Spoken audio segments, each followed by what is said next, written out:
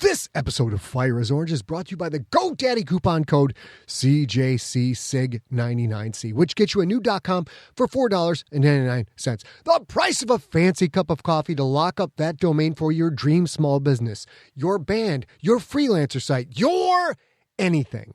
That's the GoDaddy code CJCSIG99C. Learn more at scottsigler.com/GoDaddy. And now on with our story.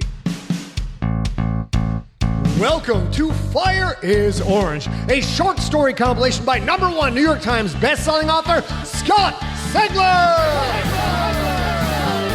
10 titillating tales to tantalize your thoughts.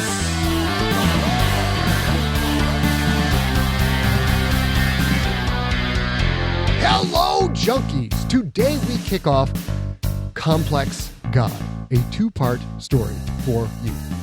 We will begin in this episode 4, and of course, finish the story in episode number 5. A lot of you have been commenting to me that you enjoyed last week's story, Puppet Master, one of 2 stories in episode number 3 of Fire is Orange. I want to thank you for your feedback on Facebook and Twitter. That means a lot to an author to hear back when something connects with a reader or a listener. And remember, if you dig a story on this podcast, make sure that you go rate this podcast on whatever program you're using to get it. Give me them stars, man, on iTunes, on Spotify, wherever you listen. Go rate it, go rave it up. Those things help spread the podcast to new listeners. Now, this story, Complex God, is about the Siglerverse character Petra Prawatt. In the Fire is Orange audiobook, the author's notes are supposed to come at the end of the story, after the story. In this podcast, we've been putting them before the story. We will do the same with Complex God, so you get a better understanding of where this tale falls in the Siglerverse. Now, the Siglerverse is a very, very huge continuum covering many centuries of the human experience, running from in the recent past, present day, kind of the middle future, and into the far future. So the author's note will help explain where this story falls in that timeline. If you haven't read my Infected trilogy, which consists of the novels Infected, Contagious, and Pandemic, you might need to know that a real bad disaster hit Detroit. Now, Complex God, this story is a huge spoiler for that trilogy.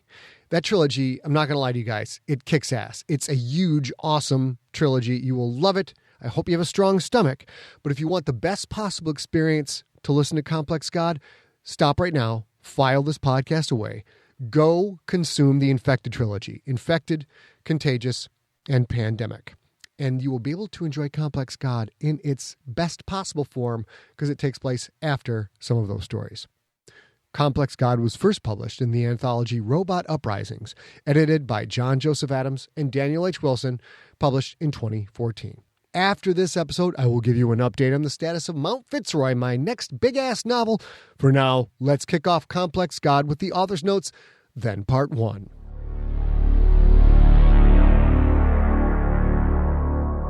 Author note for Complex God. First, I would like to thank my consultants for their help on this story.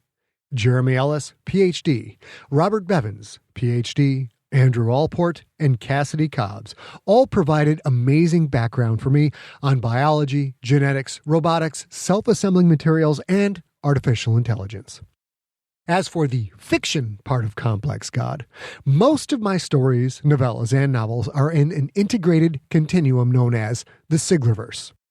My modern-day thrillers, such as Ancestor, Earthcore, Nocturnal, Infected, Contagious, and Pandemic, are the now of the Siglerverse, stories that are happening in the world that you and I occupy this very day.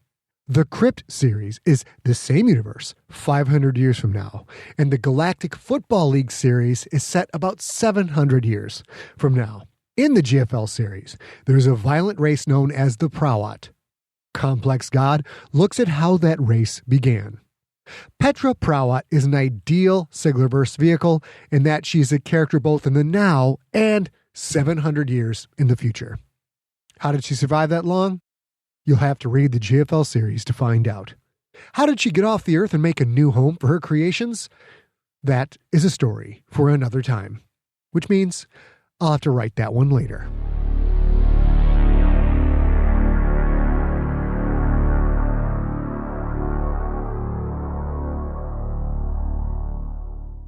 Complex God. Written by Scott Sigler. Read by Scott Sigler. Woodward Avenue. Dr. Petra Prawatt pulled her jacket tighter and shivered against the cold of a Michigan winter. There wasn't much left to block the icy, stiff breeze that whipped in off the river, not since the nuke had crushed most of the buildings in downtown Detroit. The wind tugged lightly at her yellow and red striped scarf and blew a lock of her blue hair into her eyes. She brushed it away. She stood on the rubble-strewn Woodward Avenue, turning slowly to take in a desolate scene lit up by the setting sun. Snow clung to the few bits of buildings that remained standing, making them look like broken teeth in a mouth rotted brown. It wouldn't look like that for long, though.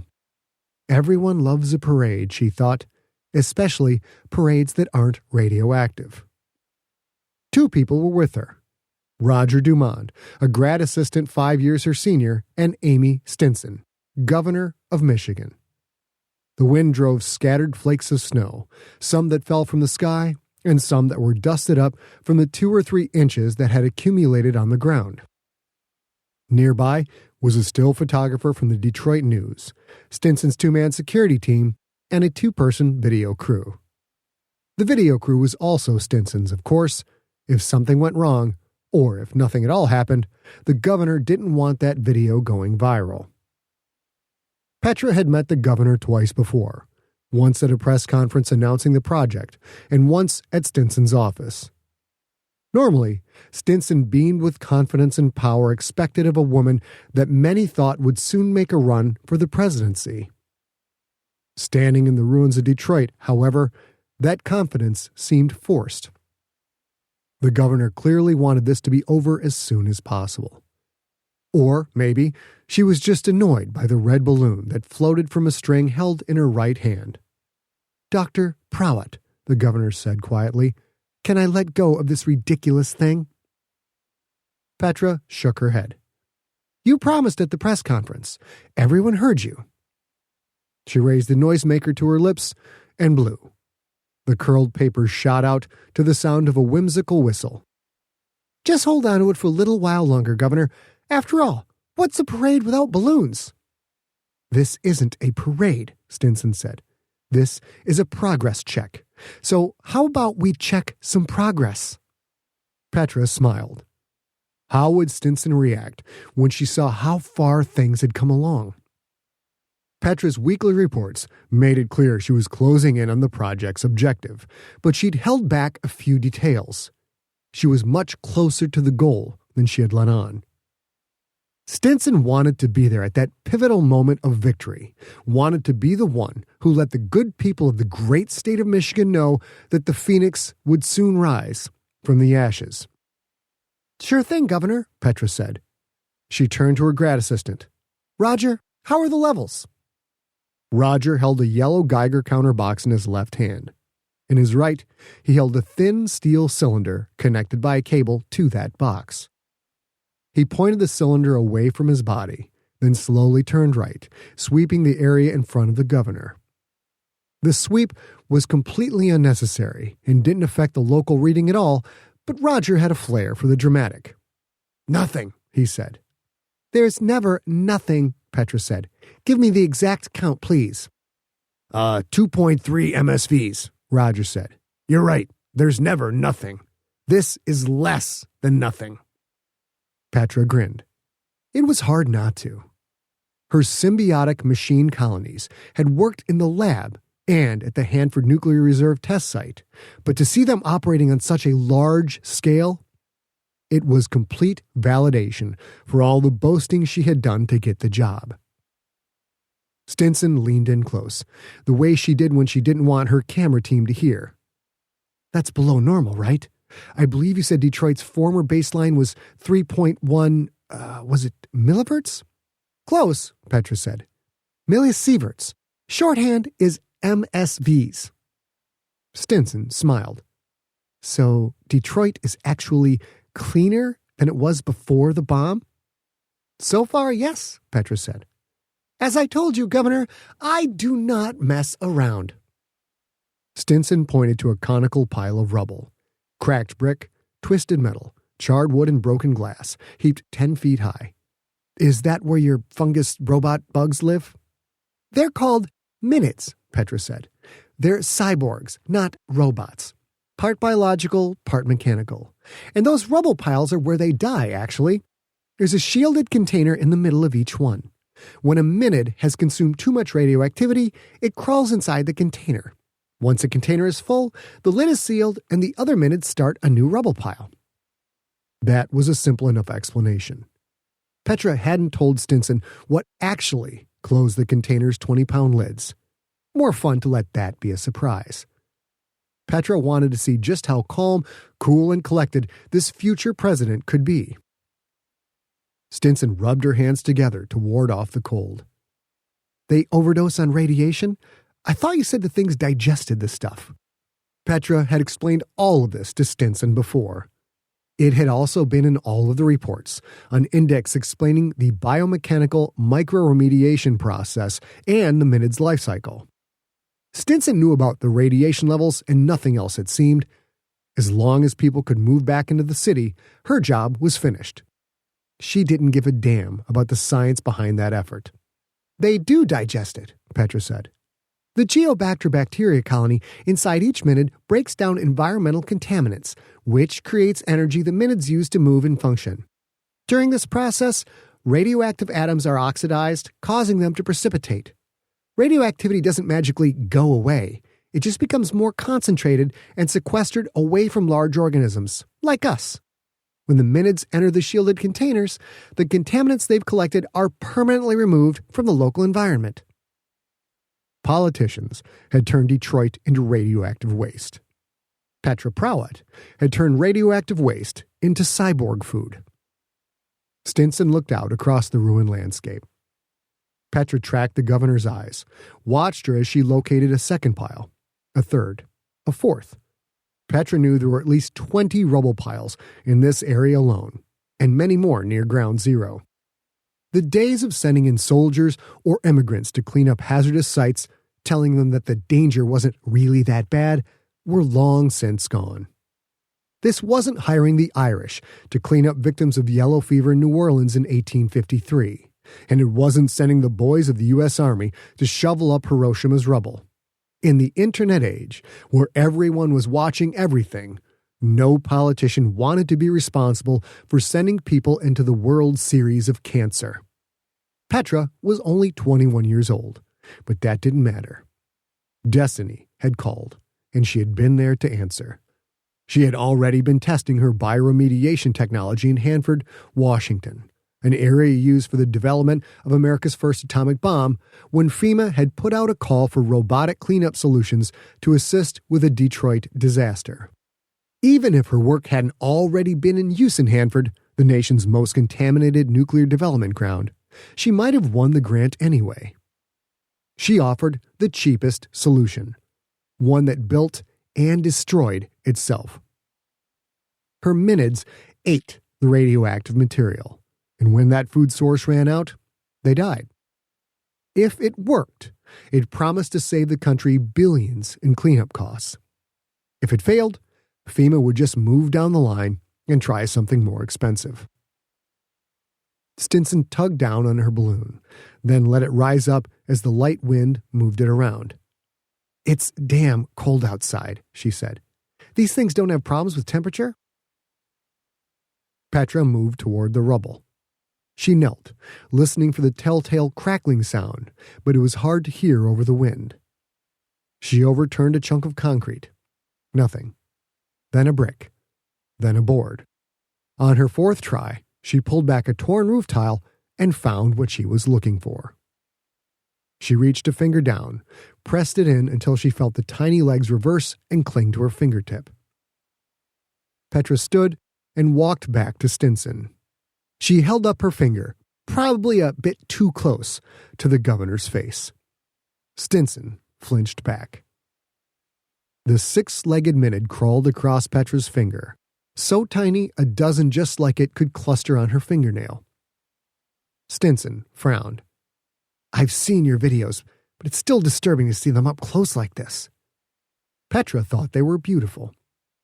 6 legs, similar to the ants she had modeled them after. But where an ant had 3 body divisions, head, thorax, and abdomen, her minids were one shell made of a carbon nanotube aerogel. The shell surrounded the minid's guts, a tiny processor, a heat-to-energy converter, and a chamber for the geobacter. Such a small package, yet it generated its own power. It could use 2 legs to move material while always remaining stable thanks to the 4 that remained on the ground. Stinson leaned in a little closer, her body still poised to jump away if the tiny cyborg moved too fast. "They're so little," she said. "I can understand that they're working in unison, the sum of the parts is greater than the whole and all that, but how do they make those big piles?" "Because it's more than just working in unison," Petra said. "They are a self-assembling material, thousands of them, functioning as a single entity, like a collective organism." They could do much more than that, but Petra was saving the details for her big reveal. There weren't enough of them in this area to show the second stage form. Petra couldn't wait to see the look on Stinson's face when there were. "Governor, we're only a half mile from ground zero," Petra said. "That's where the minids will be most concentrated. Let's get going." Roger nodded at her and walked back to the Humvee. Stinson wasn't so fast to move. Petra poked Stinson's shoulder. "You scared?" The governor gave her a curious glance. She clearly wasn't used to people touching her in a playful, potentially disrespectful way. "Of course I am," Stinson said. She spread her arms, indicating the ruined city. "This place was radioactive. Who wouldn't be scared?" Petra noticed that Stinson had said that loud enough for the cameras to hear. Now that Stinson knew they were safe from any exposure, she'd show her fear in order to let the world know how brave she was, how she would be the first one in before other Michiganders returned to rebuild. Smooth.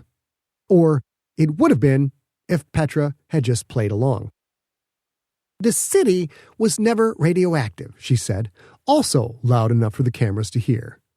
"There was just radioactive fallout, and we found a way to remove that fallout." Stinson smiled, a forced thing that didn't quite hide a lip twitch of annoyance.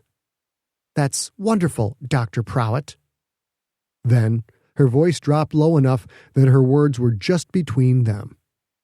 "I didn't bring these cameras for my health. One little machine isn't enough. I was thinking we would see waves of them. Where are they all?" Petra looked around again, squinted at the setting sun. "They completed this area. I told them to finish at ground zero." "You told them? You make it sound like a conversation." Petra shrugged. "In a way it is. Just because they're machines doesn't mean they're stupid. If I'd wanted dummies to do this, I'd have told you to bring in soldiers." The governor narrowed her eyes. "Petra, you are the smartest person I've ever met, but that makes it easy to forget just how young you are. At least, until you say things like that." Stinson leaned in close, spoke low. "You have tried our patience with your God complex, young lady. When this project is over, you might want to make sure you've got more friends than enemies." "Young lady?" Petra fought down her anger. Here she was saving an entire city, revolutionizing the field of self-replicating material, even setting the stage for human colonization of the stars, and she was still being looked at as if she were a little girl. Petra had fought against that image for years. She dyed her hair blue, gotten several face piercings, and enjoyed the reaction she got in scientific circles from a severe excess of eye makeup. But nothing could change the fact that she was 5'2" and still had the body of a teenager. She couldn't help but resent the fact that if she had been born male, she wouldn't have to do anything about her image. She would just be accepted as is. To make matters worse, this time that "you're just a girl" attitude came not from a man, but from a woman. A powerful woman. To Stinson, maybe Petra wasn't the right kind of female. "I would prefer it if you would call me Doctor," Petra said. "And you're ruining my parade. If you're done posing for the cameras, can we go? Stinson smiled her politician's smile. She called out to her support team. Saddle up, people. The security team piled into one Humvee, the camera crew into another. Roger drove the third. Petra rode in the front, and Stinson sat in the back, her posture somehow making it look like this was no different than her normal limo rides. The benevolent governor wanted to see them? No problem. This was Petra's show. Petra's coronation, not Stinson's. When this day was done, history would know the name of Petra Prawatt, and then friends or enemies wouldn't really matter.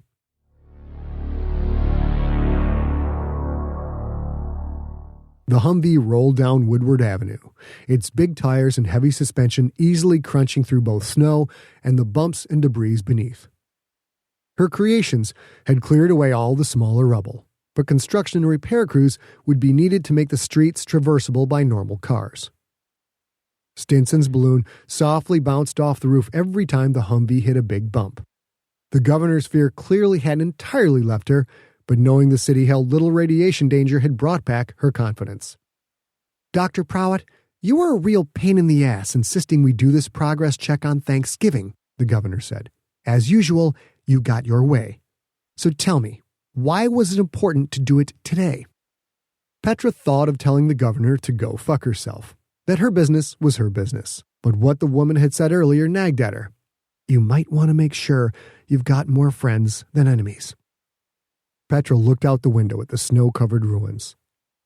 When I was a kid, my mom took me to the parade every year, she said. Just like her Buzia took her. Buzia?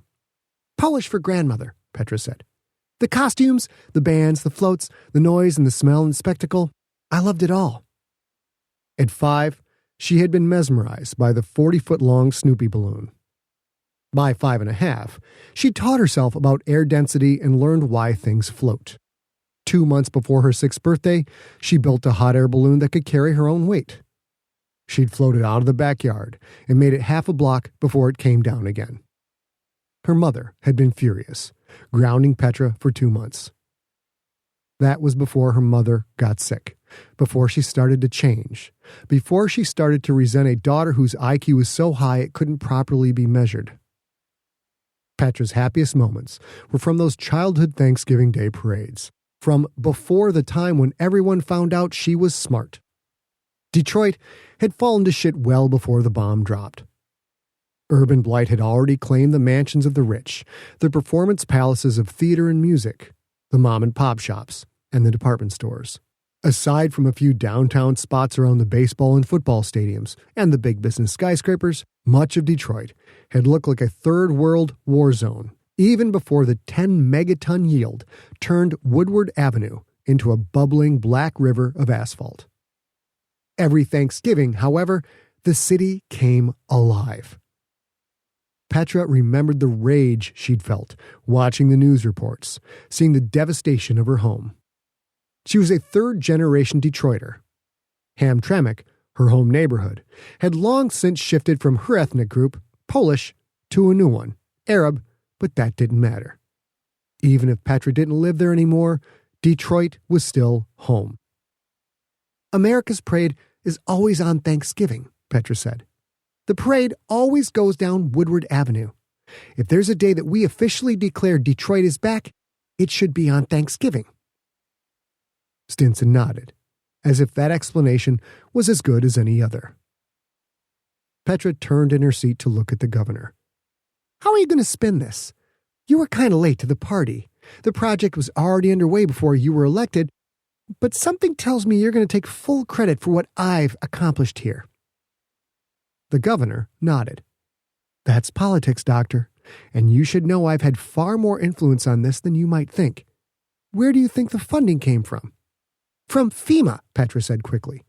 I had meetings at the White House. I met the president and directors of departments that aren't even on the books.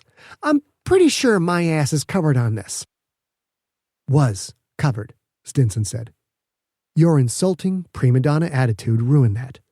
FEMA wrote the checks, but I was a senator before becoming governor. I arranged for much of the funding, getting chunks from the Superfund, the EPA, BARDA, and quite a bit from DARPA. Petra hadn't known that. She'd assumed the strength of her work and the need to recover a major city were the reasons for her project's massive budget. DARPA? The military was involved? And she'd never even heard of BARDA. Stinson smiled. Ah, I see you didn't bother to look down to the bottom of the deep pockets that kept you going. Am I going to take credit? Yes, because much of the credit really is mine, Petra. You needed funding to build your minids and those egg things. Root factories, Petra snapped. They are called root factories. Thank you for correcting me, as you always do, Stinson said. At $7 million apiece, those root factories were a sizable investment. And here you are, thinking you did all of this by yourself. Many people have grown tired of your attitude and your arrogance, Petra. You insult the intelligence of everyone you work with. That's not exactly hard to do, she said, the words slipping out before she realized she was saying them. Stinson held up her hands in a gesture of helplessness. See, that's what I'm talking about. You're so brash and caustic, in fact, that there was frequent talk of shutting you down. 2 things kept your project going: your reports, which showed consistent progress, and me. Petra let out a huff. Oh, please. No one would shut me down, not when I'm so close to success. Stinson smiled again, shook her head. No one except the big corporations that lobbied to handle the cleanup, so they could sell decades-long, multi-million-dollar maintenance contracts. With your method, the radiation is gone forever and your work is done. In business, Petra, why get paid for something only once when you can get paid for it over and over again? I'm not in this for the money. I know, Stinson said, and that is why you need friends. Your God complex will only serve you until this project is finished. The Humvee hit a bump and rocked up, then down. Had to be a pretty big bump if the oversized vehicle suspension couldn't handle it, but that was what happened to the streets when they got nuked. Sorry, Roger called back. I think that was a telephone pole. Petra barely heard him. She had created an entirely new concept in robotics, fusing distributed intelligence and self-assembling construction with bacteria-driven power plants that not only broke down most kinds of hazardous waste, but also concentrated it for easy, safe removal. She had turned the industry upside down. Only now did she realize that Stinson was right. When the repair of Detroit was said and done, would Petra be marginalized? Would politicians steal the credit for her accomplishments? They would certainly try, she knew. Bridges are named after politicians, not after bridge builders. They drove south. To the northeast, she saw the wreckage of Ford Field. Tiger Stadium had been between it and Woodward, but there wasn't enough left of Tiger Stadium to block the view. The Humvee's headlamps illuminated a steep hill of tan rock and twisted steel that blocked the road.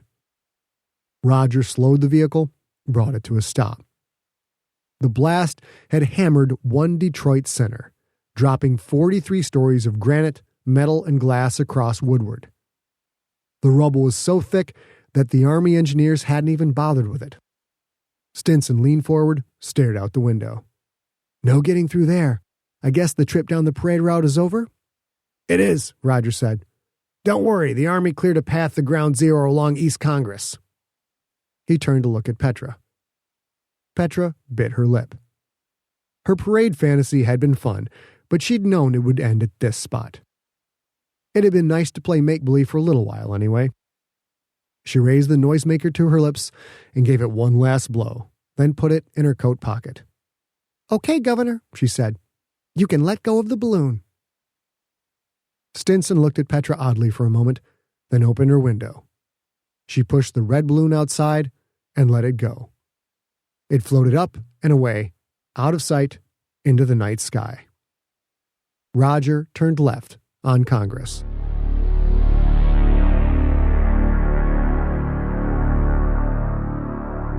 That was part 1 of Complex God. We will finish it up in the next episode with part 2, and that will be Fire's Orange episode number 5. I really dig the ending of the story. I think it's some of the coolest stuff I've ever written. I hope you dig it too. I hope you tune in for that. Now, before this episode, I told you I would update you on the progress of Mount Fitzroy. We are over 100,000 words into the final draft of this epic sequel of Earthcore. Mount Fitzroy, right now, is at 236,000 words. That is gigantic. That is roughly 715 pages of paperback. It is a beast! It's huge. There will be many, many hours of listening fun for your ears for this book. We're still hoping it comes out in May 2020, but we shall see. The publishing world is always full of complexities, pitfalls, pratfalls, and something else that starts with AP. That is it for this week. Come back next week for the conclusion of Complex God, and until then, we will talk to you all real soon. You have been listening to Fire is Orange, a short story compilation by #1 New York Times bestselling novelist Scott Sigler. Narrated by Scott Sigler, Ray Porter, and A. Kovacs. Produced by A. Kovacs. Engineered by Steve Rickyberg. Copyright 2019, Empty Set Entertainment. All rights reserved. For more information about the author, visit scottsigler.com. Theme music by the band Amps and Volts.